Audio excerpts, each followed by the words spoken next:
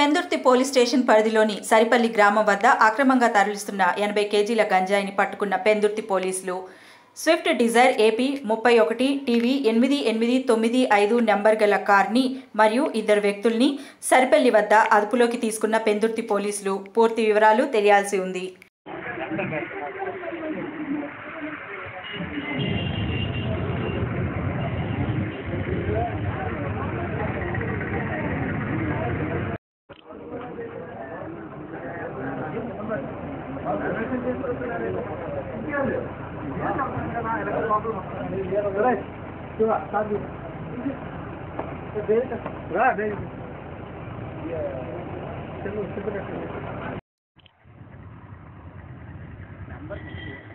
Number కావాలి.